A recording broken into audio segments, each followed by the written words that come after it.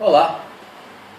Vamos dar hoje sequência ao nosso curso sobre a Constituição. Nós estamos falando sobre o título 1, ainda dentre os 9 títulos que compõem a Constituição da República Federativa do Brasil. E este título 1, ele é composto de 4 artigos. Nós já examinamos, ao longo dos vídeos anteriores, o primeiro artigo, com seus 15 princípios. E também já demos uma explicação a respeito da macroestrutura da Constituição, explicando como os 9 títulos se distribuem entre os fundamentos, título 1º e título 2º, o Estado, título 3º, 4º e 5º, a economia, título 6º, e a sociedade, título 8º. Eu pulei o título da tributação e o orçamento. Então ficamos fundamentos, Estado, tributação e orçamento, economia e sociedade. Muito bem. Vamos completar em poucos minutos este título primeiro, fazendo referência à separação de poderes. O Estado tem funções, a função de legislar, que é típica do legislativo, do poder legislativo, a função de executar, de aplicar as leis, que é típica do poder executivo, e a função de julgar os conflitos decorrentes da interpretação das leis, que é a função típica do Poder Judiciário. E é disso mesmo que trata o artigo 2 da nossa Constituição. Diz ele que são poderes da União. União por quê? Porque é a formação dos Estados-membros, dos municípios e do Distrito Federal. Tudo isso forma a União. São poderes da União, harmônicos e independentes entre si, portanto, cada um dos poderes é independente do outro, mas há necessidade de que haja uma harmonia entre eles. Então, são poderes da União, independentes e harmônicos entre si, o legislativo, o executivo e o judiciário. Note bem que o poder legislativo é mencionado no artigo 2º em primeiro lugar, antes do executivo e do judiciário. Por quê? Porque sem leis não há o que aplicar e executar. Sem leis não há o que julgar. Então, no Estado de Direito, governa é a lei. A lei é que governa, não é o poder arbitrário, a vontade arbitrária do homem. No Estado de Direito, o governo é da lei. A lei governa. A lei tem a prioridade. Todos os servidores públicos do Estado estão submetidos à lei. Todos os cidadãos estão submetidos à lei. Por isso é que a Constituição, ela traça as regras do jogo da convivência entre os brasileiros. Daí que o artigo 2º traz esse princípio da separação dos poderes, da divisão dos poderes, correspondente a funções do Estado. Isto é uma construção histórica, vem da Inglaterra e foi teorizada, sistematizada no livro O Espírito das Leis, por Montesquieu, que todos já ouviram falar. Muito bem. Depois vem um artigo 3º, porque este título, primeiro, da Constituição, só tem 4 artigos. O artigo 3º trata dos objetivos fundamentais da República Federativa do Brasil. A Assembleia Nacional Constituinte, os deputados que foram eleitos para escrever a Constituição, eles pensaram qual deveria ser o objetivo fundamental do Estado brasileiro. E aí escreveram aqui no artigo 3º. Primeiro, objetivo fundamental: construir uma sociedade livre, justa e solidária. Portanto, a liberdade é fundamento, é objetivo fundamental. A justiça é fundamento, é objetivo fundamental. E a solidariedade é fundamento, é objetivo fundamental do Estado brasileiro, da República Federativa do Brasil, que é o nome do Brasil. O Estado brasileiro tem esse nome, República Federativa do Brasil. Depois, o segundo objetivo fundamental é garantir o desenvolvimento nacional. A máquina do Estado, o Estado, deve garantir o desenvolvimento nacional. É uma opção, é uma opção. O Constituinte traçou este caminho, este objetivo fundamental, garantir o desenvolvimento nacional. Depois, como terceiro objetivo fundamental, vem erradicar a pobreza e a marginalização. Nós sabemos que nos últimos anos, o Estado brasileiro, através do Bolsa Família, tem procurado erradicar a pobreza e a marginalização. É um objetivo fundamental do Estado. E o outro, reduzir as desigualdades sociais e regionais. Todos nós sabemos que o Brasil é um dos países mais desiguais do mundo. A distância entre o menor salário e o maior salário é muito alta. Muito alta. Isso se chama desigualdade social. Ainda que se venha trabalhando para diminuir esta desigualdade social, há uma concentração de renda muito alta entre os 10% da população. Especialmente o 1% da população ofere muita renda. Uma grande parcela percentual da renda vai para um número muito pequeno de pessoas. É um objetivo fundamental reduzir as desigualdades sociais e também as desigualdades regionais, geográficas. Por exemplo, todos nós sabemos que o Nordeste é menos desenvolvido do que o Sudeste, o Norte é menos desenvolvido do que o Sudeste, do que o Sul. Então, é um objetivo fundamental reduzir as desigualdades regionais. Este também é um objetivo fundamental. E, por fim, o quarto objetivo fundamental é promover o bem de todos, sem preconceitos,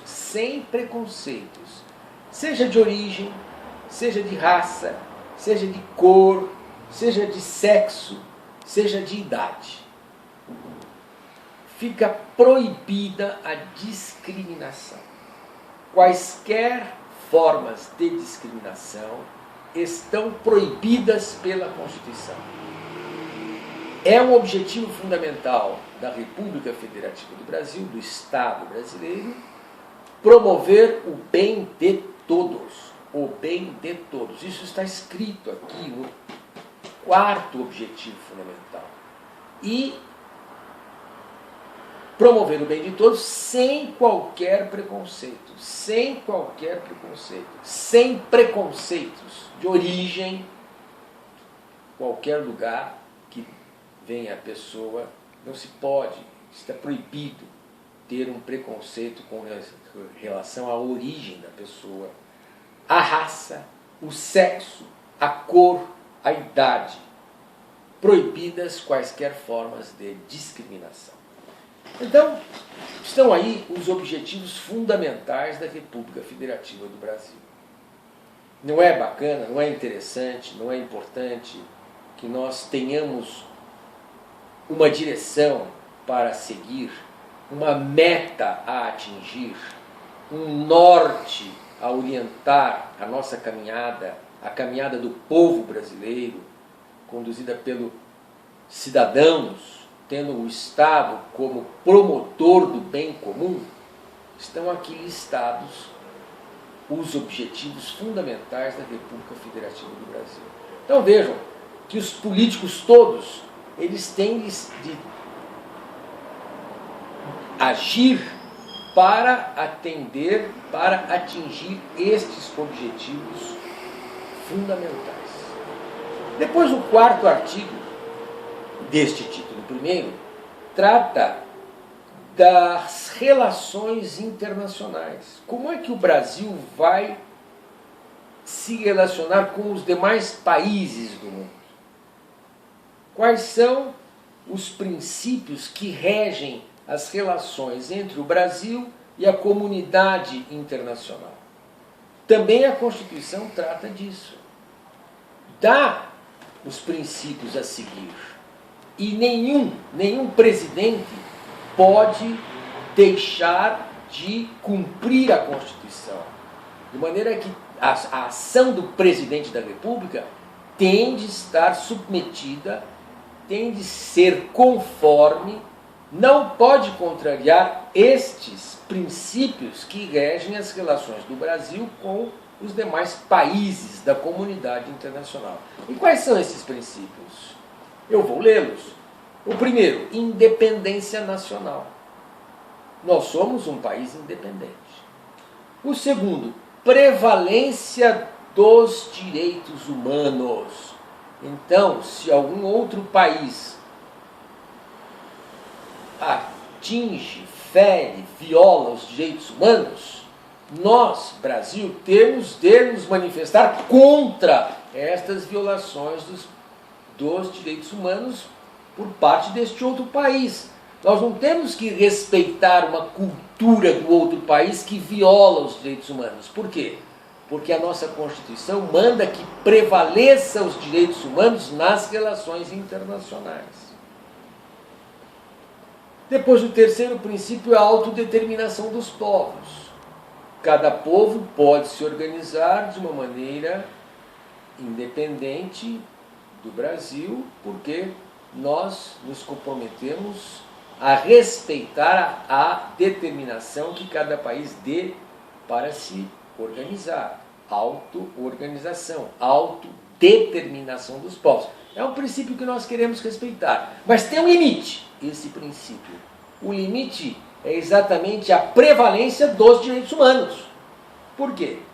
Até porque, e é por isso que a prevalência dos direitos humanos precede a autodeterminação dos povos. Como eu já disse antes, tudo que vem antes condiciona o que vem depois. Tudo que foi escrito no artigo 1º condiciona todos os demais artigos, e assim por diante. O quarto princípio é a não intervenção. Nós, nas relações internacionais, não queremos intervir em outros países que são soberanos. O quinto princípio é o reconhecimento de que todos os Estados são iguais, a igualdade entre os Estados. O sexto, a defesa da paz, defendemos a paz. O sétimo princípio, solução pacífica dos conflitos. Queremos que os conflitos sejam solucionados pacificamente. Daí o empenho da nossa diplomacia em solucionar pacificamente, em colaborar, contribuir para a solução pacífica dos conflitos.